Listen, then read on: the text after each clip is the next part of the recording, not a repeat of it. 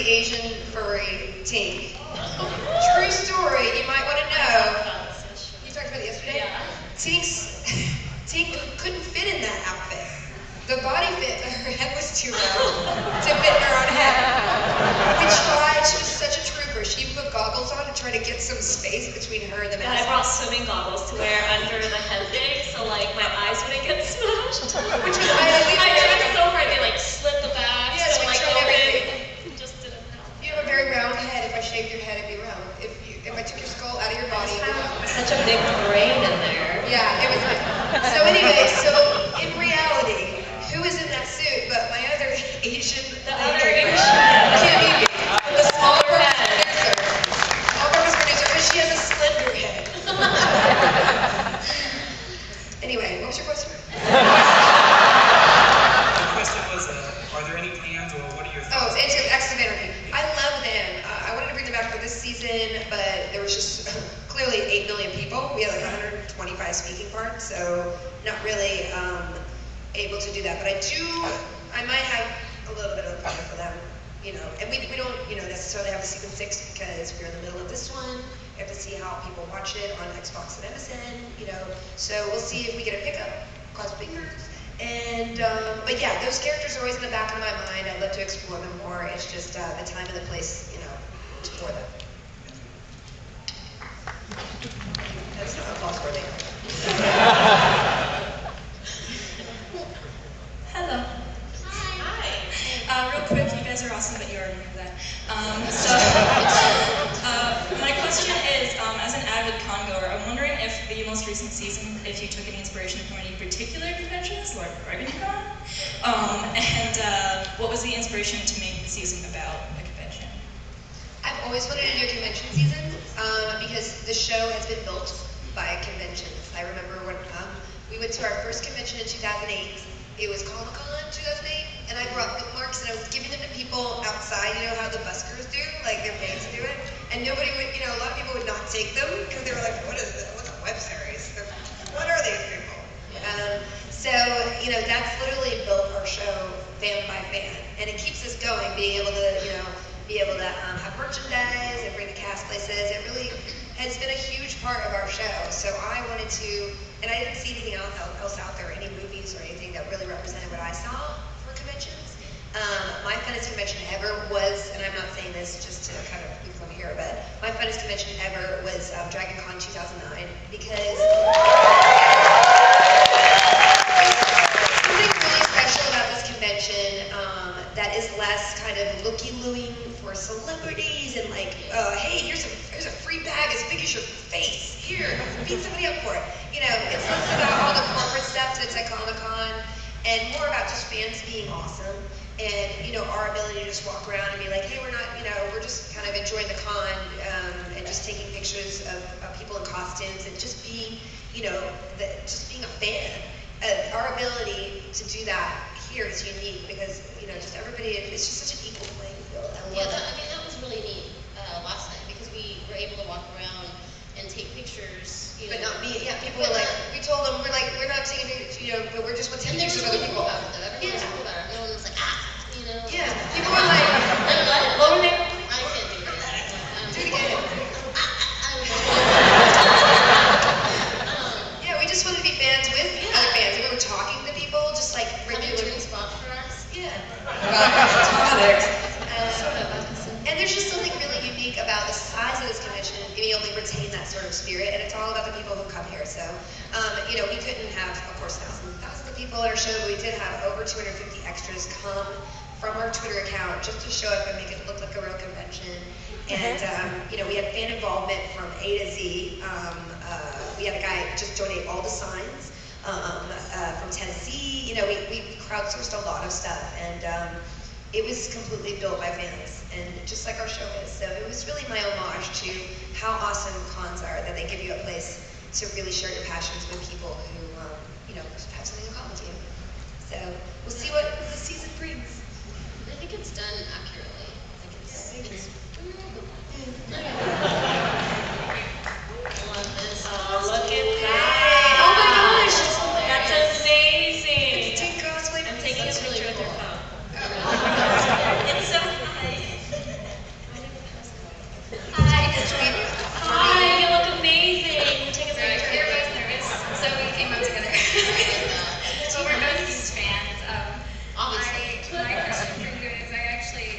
Wait, look over here. Can you look? Sorry, just stop for a second. Yeah. Sorry, to stop for a second. Just hold on a second. Okay, Take a photo, you guys. We gotta take it. Continue. Anyways. I work at Epic as a tester, and yesterday Mike Caps teased me that he invited you to come to our panel and steal the controller away from someone or something. Anyway, I was wondering, do you play shooters like or others, first person or third person, or is it just more like MMO genre or RPGs? Me personally, I play a little bit of shooter. I love Left 4 Dead more than anything. There's nothing better than playing 4-player co-op with Sean Becker, our director, Jeff Lewis, and Edgar Garcia, our webmaster, and have Jeff Lewis profanity just screaming in my ear. Run in the rear. Where are you running? Play in the How rear. you never asked me to play? I've I've never gotten an invite ever. Have you ever played Left 4 Dead? No, but I would want to. What if I want to? What if I? What? Whoa. Okay. Let's deal with this trauma later. Ready.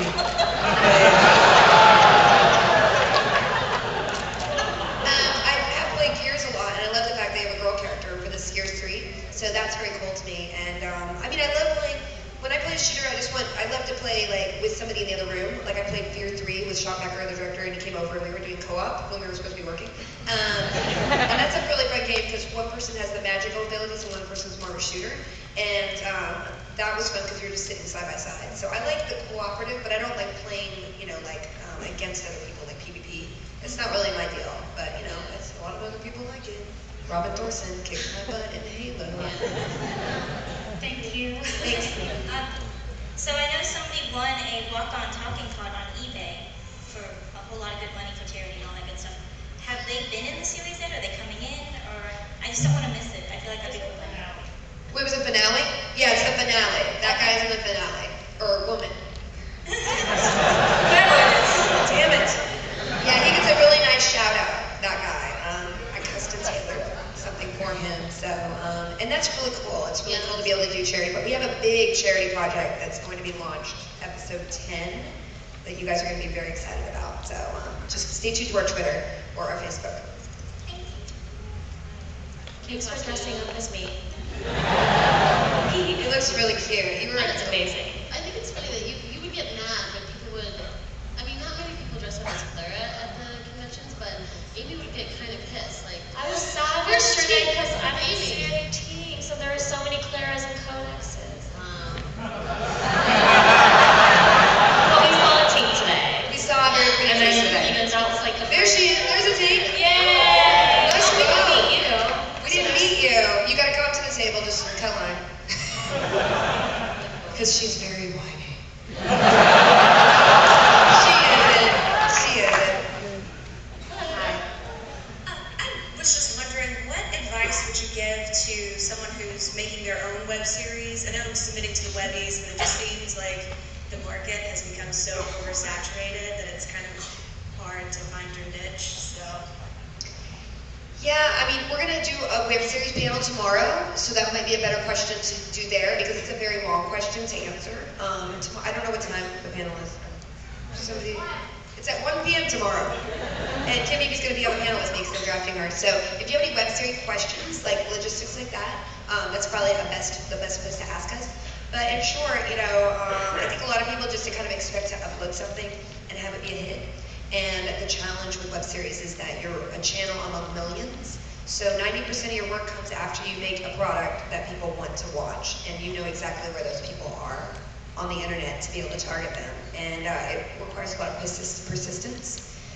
It's 90% of your work, and it requires a kind of zealotry that you bug everybody every day about it. You put guild bookmarks and passwords on toilets. That's what I did. I literally handed it to my dentist. You have to be crazy persistent, and hopefully with new technology, just being out there and doing things and just keeping making consistent content, that's kind of the key. So yeah, just ask more questions tomorrow, but I would say that that's it. 90% of your work is after you make your videos. Thank you. Hey. Hello again.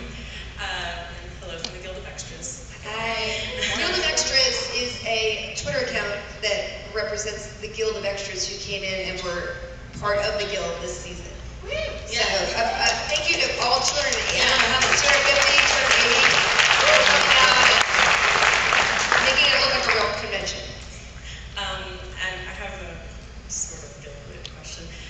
Now that the Jeff Lewis 5-Minute Comedy Hour has been funded for season 2, can we expect to see you guys on this season? Well, me and Cindy are the only people that have not been asked to do it. So Amy has a lot of issues today. I do. Someone summarize that list so I can No, but I actually talked to Sean Becker about this already, who's the director of the Guild and Jeff's show. And he said that they're gonna try. I can't guarantee you a spot next season. No, he said he will, but I mean, I'm not gonna, expect anything because I was expecting something season 1 and it didn't happen, so I just don't want to get my hopes up, but hopefully. I mean, he did eat a poop. The Jeff Lewis 5-Minute Comedy Hour is another project of Jess, and it's hilarious, but very, very profane. Yeah. And he eats a poop, like a literal human poop. I mean, not a real poop, but it was a fake poop, looking like a, whatever, just watch it. But not while you're eating nachos. That episode was hilarious. That would, yeah, it's very funny. I'll hope to see you guys. Thanks. Yeah, me too. Bobby. Me too, man. Okay, no more. No more whining. No, you're not whining. You're just expressing your displeasure. First, I did want to thank you for all the charity work that you do and auctions and stuff. I have one of the 2 Spires of Dragon posters.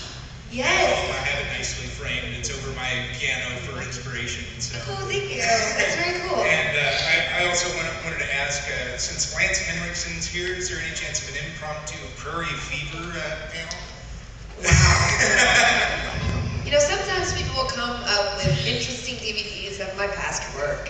And I just want to say publicly, sometimes you have to work. That is all I can say about that.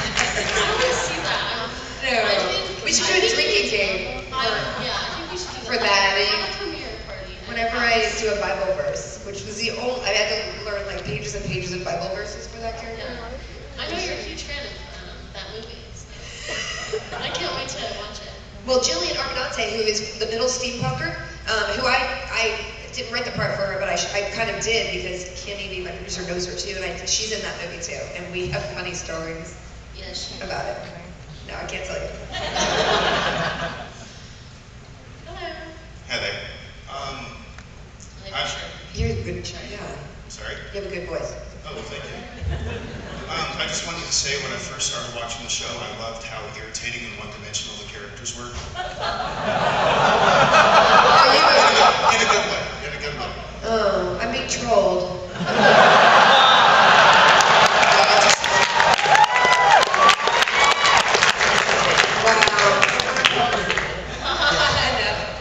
I just wanted to know if the characters are based off of other players you've gamed with, or if it's someone that you, like characters you've written yourself. I wrote them myself, and I wrote them kind of based on people who I played with in online games. I wrote 2 parts for the characters of work as Zabu. I wrote those for those actors because I thought they were so funny in our improv classes. And then I knew I needed a mom character because I played a lot of moms and a young teen, clearly. And then I wanted to, have another girl character, so I created Take. And, I tried to represent everyone that I've interacted with over the years. So the broad spectrum of gaming. So yeah, that's how I came up with the characters. Thanks. We interrupt this program.